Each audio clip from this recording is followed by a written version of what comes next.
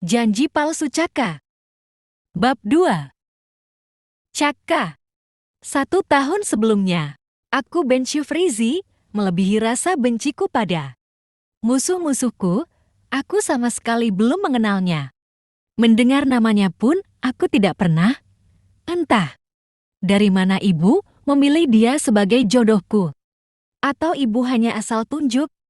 Belakangan setelah ibu menyampaikan niatnya untuk menjodohkanku dengannya, aku tahu alasannya. Sejak Frizi berusia 3 tahun, ibu meminangnya secara sepihak. Karena Tantarus adalah sahabat sejati ibu. Hah? Bullshit, demi apapun, aku tidak akan percaya. Kalau Tantarus sahabat sejati ibu, Tantarus hanya janda miskin yang berambisi untuk menjadi kaya raya. Setelah tahu ibuku orang terpandang, Tantarus bersedia menyerahkan putrinya begitu saja. Mana ada orang yang mau menumbalkan anaknya demi sebuah permintaan dari orang lain? Aku sangat membenci orang-orang tamak seperti Tantarus, tapi aku tidak kuasa menolak permintaan ibu untuk menikah dengan Frizi. Meskipun aku membenci niat ibu, tapi aku tidak ingin ibu lebih sakit lagi. Sejak aku tahu ibu terserang penyakit kanker hati stadium akhir, aku rela melakukan apa saja. Untuk kebahagiaan ibu, aku bahkan rela menyerahkan sisa usiaku. Untuk ibu, kasihan ibu harus menanggung derita penyakit itu. Aku sudah berusaha keras untuk membawanya berobat. Tapi ibu lebih memilih menghabiskan sisa hidupnya untuk bersamaku dan melihatku menikah. Akhirnya, aku bersedia menikahi Frizi, apapun resikonya. Ternyata takdir berkata lain, Tuhan sedang membolak-balikan kehidupan kami. Ibu meninggal setelah aku menemui Frizi dan melamarnya. Aku terpuruk dalam, benar-benar sakit. Untuk membalas kesakitan hatiku, aku mengikrarkan janji untuk menikahinya di depan lisan ibu. Aku akan menikahi Frizi dan berusaha untuk membahagiakannya. Frizi, wanita yang tidak memiliki kecurigaan sama sekali. Padaku itu meneteskan air matanya. Bodohnya Frizi menerima janji palsuku. Akan aku buat sisa hidupnya dalam kesedihan. Karena salah sendiri ibunya, begitu tamak menjodohkan kamu hanya demi harta. Pernikahan kami digelar secara sederhana. Belum lama ibu meninggalkanku dan aku tidak mau membuat pesta mewah untuk menyenangkan hati wanita sialan itu.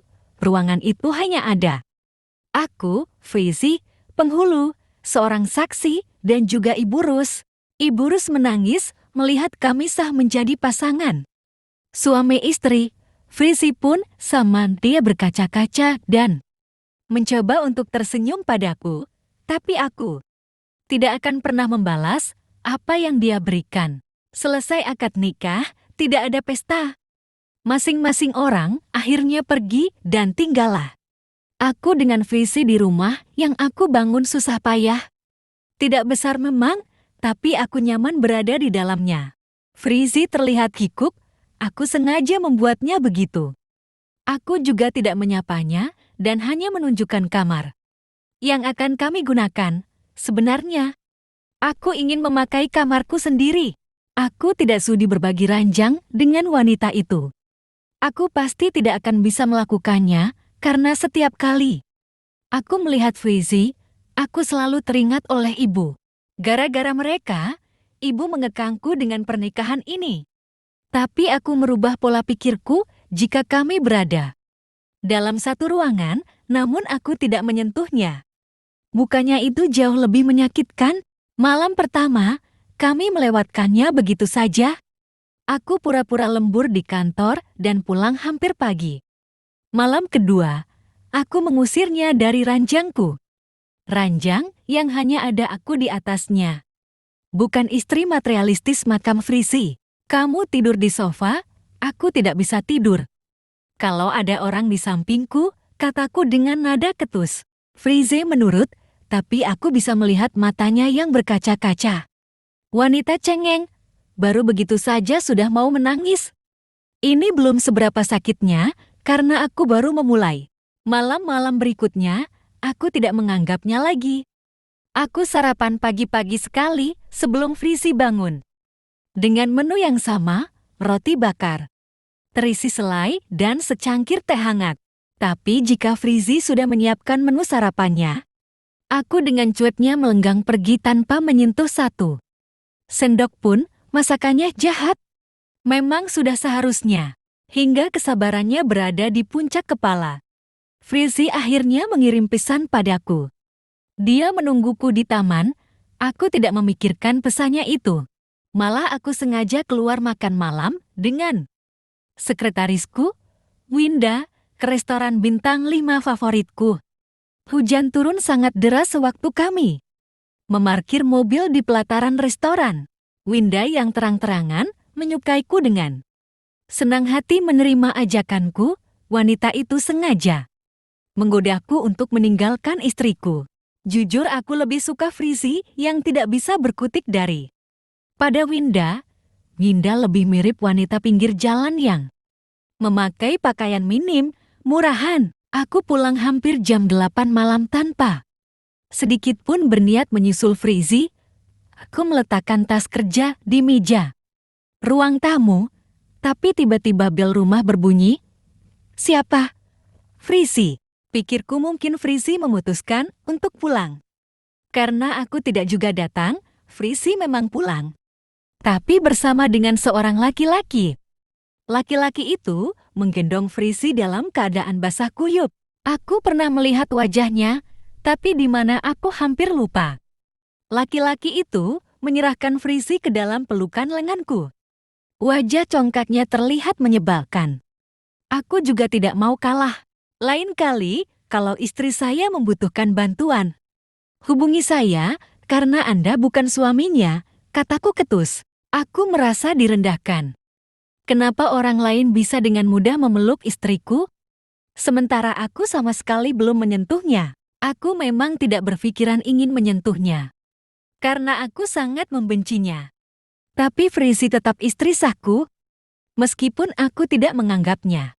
Aku membanting pintu sebelum laki-laki itu membantah ucapanku.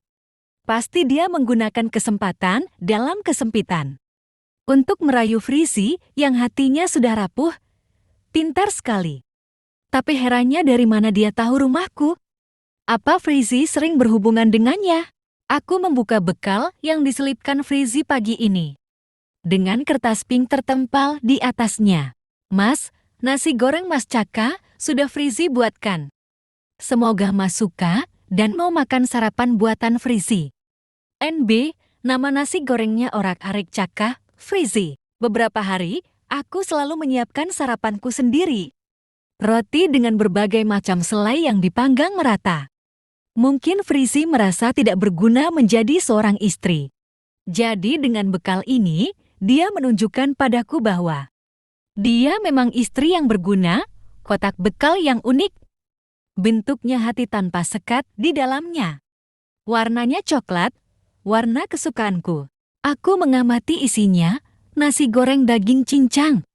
Dengan tomat sebagai mata, cabai merah mumil sebagai hidung, dan irisan mentimun membentuk senyuman sebagai bibir. Telur dadar yang diiris tipis-tipis menghiasi. Bagian atasnya bisa dibilang rambutnya mungkin. Orak-arik Caka. Lucu juga, aku menutup kotak bekal itu lagi. Menginjak pembuka tempat sampah, berniat membuangnya. Aku mematung beberapa saat. Rasanya aku ingin memakannya. Tapi kalau aku melakukannya, Frizi pasti mengira aku telah memaafkannya. Tidak, aku membuang kotak bekal itu beserta isinya. Tidak semudah itu menaklukkan hatiku, Frizi. Bintang-bintang-bintang bersambung.